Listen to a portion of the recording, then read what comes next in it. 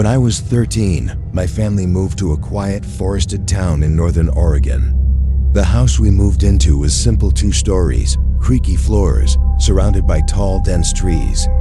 But what made it feel special to my brother and me was the old wooden treehouse in the backyard.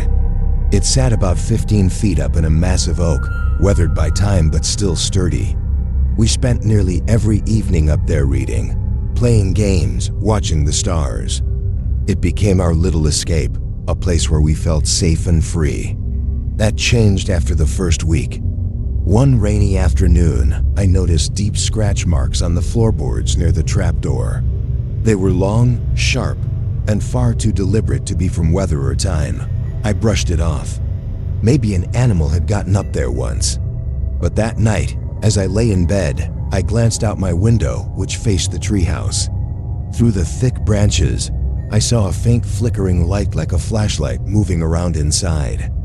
My brother was fast asleep, and no one else should have been up there. The next day, we climbed up again. The light was gone, but now the scratches were worse and looked fresh. Over the next few nights, the noises started.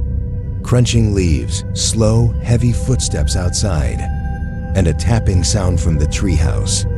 Rhythmic and slow, like someone gently knocking on the wood. One night, I woke up around 3 a.m. The tapping was louder. I looked out and saw a tall, unmoving shape in the treehouse. It stood near the window, facing me.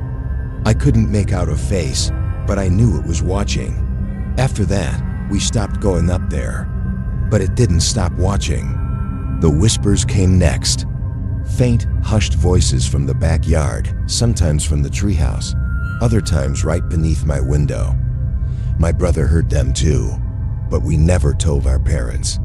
We just pretended everything was fine. Until the final night.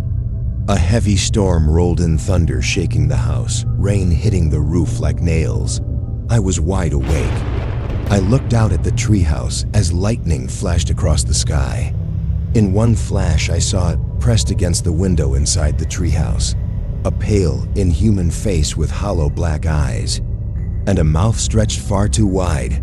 In the next flash, it was gone. But the trapdoor was hanging open. By morning, muddy footprints circled the base of the tree and led off into the forest.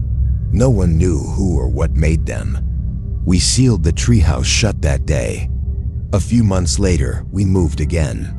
I still think about it, about what was waiting in that treehouse, and what might have happened if we had gone back up one more time.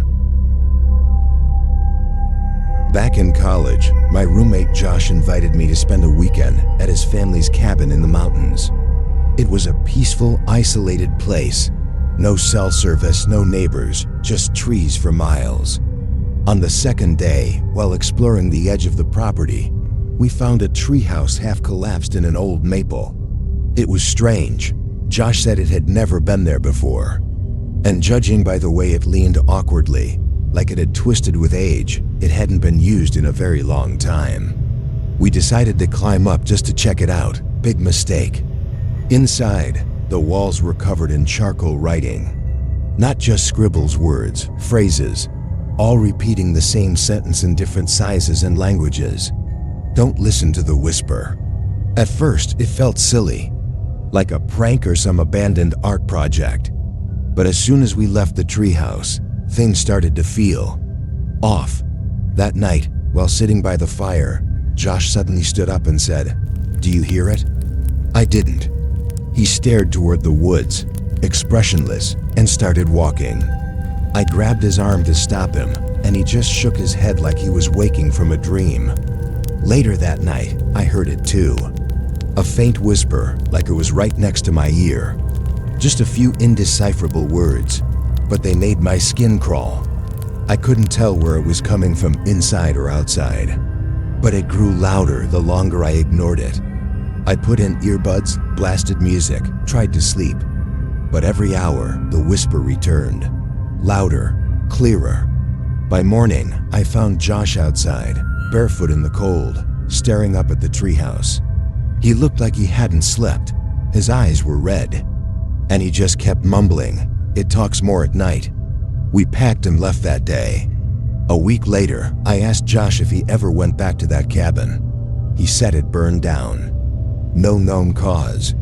But he still hears the whisper sometimes, usually around 3 a.m. And so do I.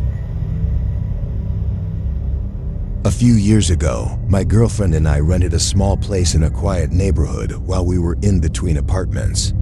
The backyard had this massive oak tree, and tucked between its branches was an old, abandoned treehouse. It looked like it hadn't been touched in decades. We didn't think much of it at first, just a leftover from whoever lived there before. But then weird things started happening at night. Sounds like footsteps on our roof. The faint creaking of wood, too rhythmic to be the wind. Sometimes it sounded like someone was walking around above us. One night I went out back to investigate. I shined my flashlight up at the treehouse and saw nothing, but the trapdoor was swinging open, like someone had just gone inside. I climbed up slowly, expecting raccoons or maybe a trespasser. What I found was unsettling. Inside the treehouse were dozens of old drawings, taped to the walls, scattered on the floor. All of them were the same, a tall figure standing under the tree, staring up. And in every drawing, the figure had no face. That night we heard something different, a knocking sound from inside the walls, followed by a dragging noise, like something heavy being pulled across the attic above our bedroom. The landlord swore the treehouse had been empty for years. He didn't even know it was still up there. But a few nights later, I woke up to a sound that chilled me more than anything. A voice from the backyard, whispering my name. I looked out the window and saw something climbing into the treehouse. It didn't look human. We moved out 2 days later, but I still dream about that place. And in every dream, I'm stuck in the treehouse, and something's outside, climbing up.